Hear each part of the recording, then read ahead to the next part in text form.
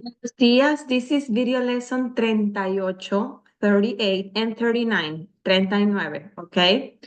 So today, as always, make sure you have done your homework for lesson 37, 37, and it's that one here on the screen. And then for classwork, go to page 101, 101, página 101, 101. Exercise E, ejercicio E. E. Okay, so you go there. What you're gonna do there, you're gonna write the letter of the adjective that best corresponds with each noun, okay? So remember, for this exercise, you are gonna go back to section 3.5 and you're gonna review the endings there, like the rules for the adjective agreement, okay? So make sure you review the rules as you work on that exercise E, okay? And then work on it.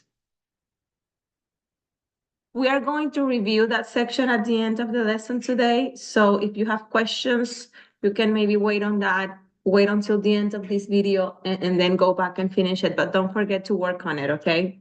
Or pause the video right here and again, go back to the section 3.5 and review it as you work on this exercise. Okay, so let's see here. Today, we're gonna learn a new section, and it's section 3.6. Let me pull it up right here. And this is adjective placement, okay? Yes, okay, so in English, most adjectives come before the noun they describe, okay? But in Spanish, some are placed before the noun and others are placed after the noun, okay? I'm pretty sure we've talked about this before in class, that in Spanish, instead of saying the red car, we say el carro rojo. In this case, we're putting the adjective after the noun and not before the noun, as in English. However, there are sometimes, some occasions where we put it before, and that's what we're gonna learn today, okay? When we put it before or when we put it after. Okay, so let's look at rule number 1. This is on page 102 on your workbooks if you want to follow from there. So rule number 1 says that adjectives that show quantity are placed before the noun, okay? So let's look at the example. Muchas amigas, okay? Muchas amigas. So muchas, it's many, so it's showing quantity. So we place them before the noun amigas, in this case, friends, okay? Many friends, muchas amigas. Notice there how the two endings match, okay? The ending of the adjective ends in AS and also does the noun amigas, okay? Now, the other example is tres amigos, okay? 3 friends, tres amigos. The same here, it's quantity, tres, so we put it before the adjective. And notice here that the endings are not exactly the same because tres ends in es already, okay? And you can go back to section 3.5 and look at that too there. That's one of the rules that we learned there. Okay, descriptive adjectives, such as those of color, characteristic, nationality of or religion, are placed after the noun. So let's look at an example here. El lápiz rojo, okay? So here it's rojo is the color. So it's describing how the lápiz is, the pencil. And so you put it after the noun. El lápiz rojo, okay? The red pencil. El estudiante inteligente. The intelligent student is also showing a characteristic, right, of the student. He's smart, he's intelligent. So you put it after the noun.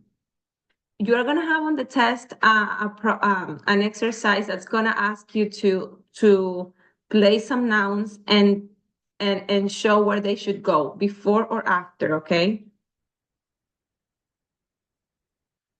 Another example, el misionero mexicano, the Mexican missionary, okay? This is nationality, right? The Mexican missionary, so you also put it after the noun. El policía cristiano, the Christian policeman. So here it's religion, so you put it after the noun. Some descriptive adjectives change meaning depending on where they are placed. Okay, so let's look at some examples here to see what this means. Gran hombre. Okay, if we put it at the beginning, this adjective in particular, it's gonna mean great man, okay, in character or influence. Now, if we say hombre grande, it means a big man, physically large, okay? So here it says, the adjective grande is shortened to gran when placed before a singular noun, okay? Example B, vieja amiga, long-time friend. If you say amiga vieja, it's gonna mean elderly friend, okay?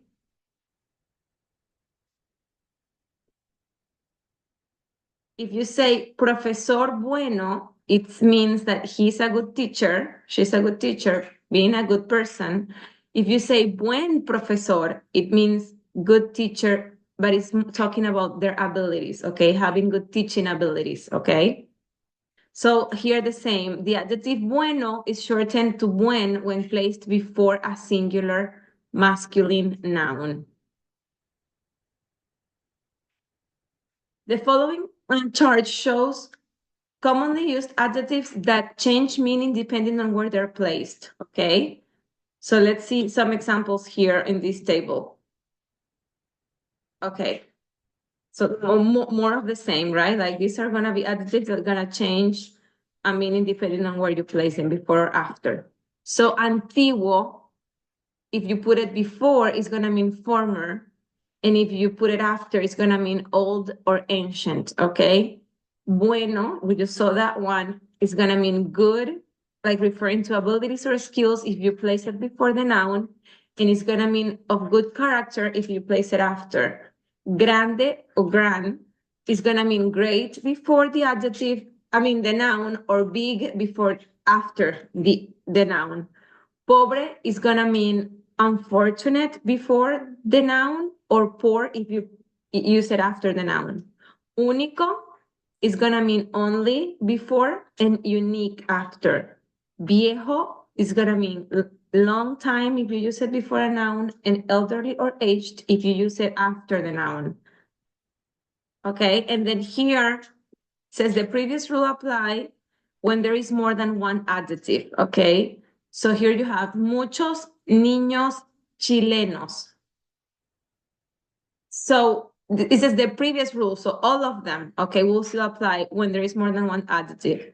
So here you have quantity, so you place it before the noun. Niños is the noun, boys, in this case. Muchos shows quantity, so you place it before. And then chilenos is nationality, Chilean, okay, from Chile. So you're gonna place it after the noun. Here, cinco bananas grandes. Cinco shows quantity again. Then the noun bananas, and then grandes is gonna give a characteristic, right? How the bananas are. So you place it after the noun. Cinco before, grandes, you put it after the noun. Okay, hope that makes sense. That's why it's so important to work on the exercises assigned for each lesson, so that these rules make more sense as you work on the exercises, okay? So let's here review this section really quick with some examples here. Okay, oops. Okay, let's do it. Let's see. Okay, so here we're gonna position the adjective poco. Okay, what is poco? Who remembers? So mucho means a lot, poco means a few, okay? Okay, so, or very little, it could mean too. So poco, and then you have gatos. So are you gonna put here, poco is the adjective, right? And then gatos is cats, gatos is the noun. So where are you gonna place it? Before or after? So it's gonna tell you, what is it telling you? Poco, quantity, correct? So according to rule number 1 that we saw today, if they show quantity, where do you place it? You place it before the noun. Yes, correct. So pocos gatos. So in this case, you place it before, but you also have to work on the endings there, okay? So ends in O, and you know from section 33.5 that if it ends in O, to make it plural, I mean, it's masculine, so it's masculine, so it's fine because gatos is also masculine, but to make it plural, you need to add an S.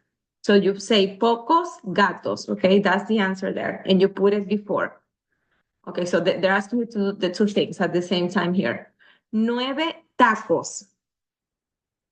So 9 is a number, right? What is 9? 9 is 9. So it's quantity, so you place it before the word. In this case, it's a number, and I cannot remember if we went over that rule, but it's a number, so it remains the same. 9 tacos. Okay, you don't make 9 plural, it's already plural. 9 tacos. Okay. Yeah, here we go. It's before 9 tacos. Verde, el libro. So verde is the adjective, el libro is the noun. So verde is telling you the color. Okay, verde is, what color is verde? Green.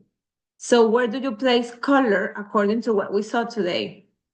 We place color after. Okay, and that is, what rule was that one? That was rule 2. Okay, for color, we place it after the noun. So it's gonna be el libro verde. And notice also how verde ends in A. So you also know from section 3.5 that if it ends in A, it remains the same, okay? You don't have to change it unless you're gonna make it plural, then you add an S. But if it's A, it doesn't matter, like it's gonna be used for either feminine or masculine nouns. Just add an S for plural, but in this case it's singular, so it stays like that. El libro verde, the green book, okay? Bonita la chica, okay? Bonita means pretty. La chica, it's the girl. Okay, so bonita is a characteristic, okay, about this girl. So where do you place it? According to rule number 2, you place it after the noun. La chica bonita. So bonita ends in a vowel, and it's already A, so it's feminine. So it is gonna match here with la chica, which is also feminine and singular, so you don't have to do anything. It's la chica bonita, okay? Chilena, la profesora. Chilena, what is chilena? We just saw it in the section part. Chilena it means from Chile, so it's a nationality. So you place it after the noun, okay? La profesora chilena. And in this case, it's already feminine, so singular, so you don't have to do anything. La profesora chilena, okay? Cristiana la atleta.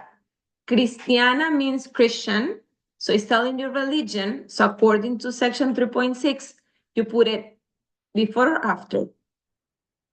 After the noun. So you say la atleta cristiana, and in this case, it's singular feminine, so it matches the noun. You don't have to do anything. Okay, now we're gonna translate these phrases to Spanish, okay? Great pastor. Okay, we just saw that when we wanna say this, we put the word grande before, but in this case, we shorten it to gran, right? Gran pastor. This is gonna mean great pastor, gran pastor. Big pastor. Okay, so we're gonna mean that he is large. So we're gonna say grande, right? And we're gonna put it after. Okay, so pastor grande. You have that there on section 3.6 in part 3, okay? Long time winner. So you have also that one there. You use the word vieja or viejo for that. And you're gonna put it Where are you gonna put it? Before or after? You put it before to mean long time, okay? So viejo ganador. So winner is ganador. It's masculine, so viejo has to match the gender, okay, and the number. So one is just one, so viejo ganador. Elderly winner. Now we wanna use the same adjective, but we wanna mean something different. We mean something different. So we put for elderly, we put it after. We put viejo after. So ganador viejo. Okay. Okay, now you're gonna work on pages 103 y 104, 103 and 104, exercises A y B, okay, A and B. And for those ones, let me see, A, yeah, you're gonna be practicing the rules of section 3.6. So right before, after, or either according to the correct placement of each adjective in relation to a noun. So make sure you, as you do that, you review section 3.6. And then for part B, you are going to translate the phrases to Spanish, placing the adjectives correctly, okay?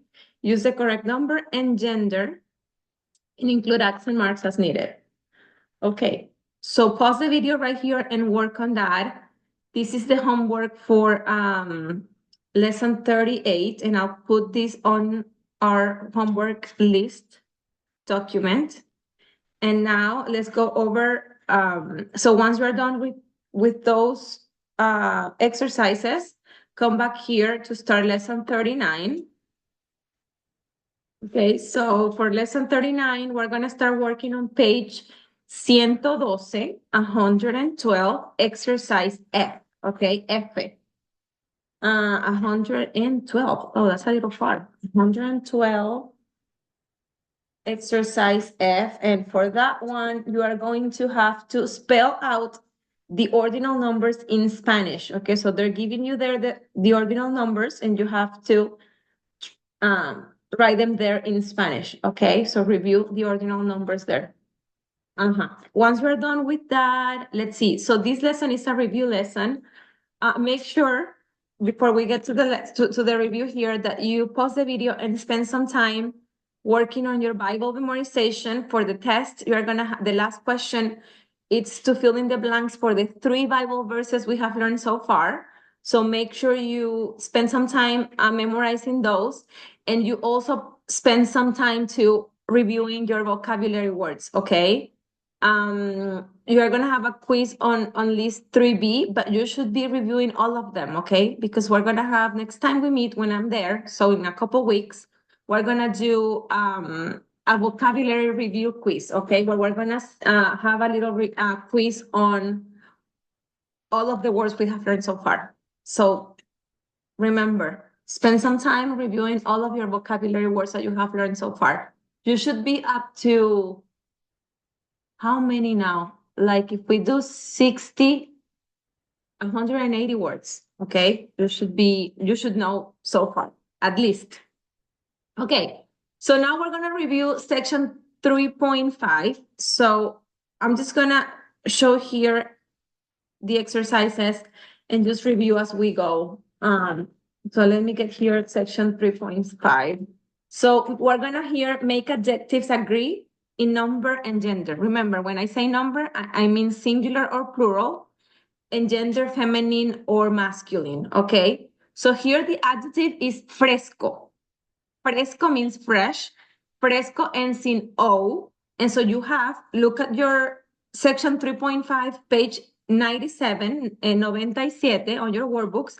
And the first rule, it applies to this adjective. It says if an adjective ends in O, this is the case, fresco ends in O, it is masculine, okay? So you're gonna change it to A if you need to make it feminine, or you're gonna add an S if you need to make it plural, okay? In this case, you have el aire. So el aire, you consider the article el, will tell you that it's masculine and singular. So you don't need to do anything with fresco because fresco is already masculine and singular. So el aire fresco, it remains the same, okay? El aire fresco. Now we have azul. Azul, so and then we have la mochila. Okay, so let's look at the rule. Azul ends in L, okay? And rule number 3 says that if an adjective ends in a consonant, it remains the same in both masculine and feminine forms, except, well, and there's an exception there that we're gonna see a little later. We won't read it, but so it ends in a consonant L, and it remains the same for either feminine or masculine, and you add es to make it plural. That's the only thing, to make it plural. In this case, we have la mochila. What is la mochila? That's one of your vocabulary words, I'm sure. La mochila is the backpack. La mochila is feminine and it's singular, right? So azul is gonna remain the same. You don't change it. La mochila azul. Okay? Hope I'm making sense here. Alto. Alto means tall. What is the ending there? O. So you go back to your rule number 1 and see O, and then you have la silla. So that's the noun. So you check the noun. That's the second question. So the first question you see is you notice the ending of the adjective. Then you go back and check the noun to know if it's to know its gender and its number. And then you decide what rule applies here. Okay. So you need to decide what to do here. So la silla, what is the gender? It's feminine, right? Look at la, and at the ending of silla, la silla, and then it's singular, right? It's one chair. So you need to change.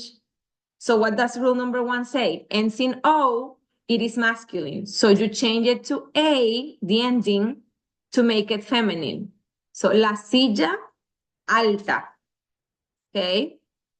And I'm repeating the same thing because you need to hear it several times until it starts getting stuck in your head, okay? Suave. Suave means soft, okay? Suave ends in A. So now you look at rule number 2 there on section 3.5. Rule number 2 say, what does it say? That if it ends in A, which is the case, it remains the same for both masculine and feminine. And if you want to make it plural, you just add an S. Okay, so here, so you already know that. That's the rule you're going to use. You notice the ending of the adjective. Now you're going to go look at the noun. This noun, las camas, the beds, it's what? It's feminine and it's singular or plural?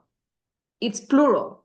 So you need to add an S to suave. That's what you do, right? According to rule number 2. So las camas suaves. Now we're gonna translate the phrases here. And this is, let me see, I'm covering the title, 3.6. This is section 3.6, the one we just talked about in lesson 38. 6 tacos. So 6 tacos, 6 is giving you a number. So you already know that when you are giving quantity, you put the adjective first when you translate it, okay? So you say 6 tacos, okay? Muy bien. Now, the kind woman. Okay, so the kind woman, kind is a characteristic of the person. So you want to put it after the noun. So the woman is the noun. So what is the woman?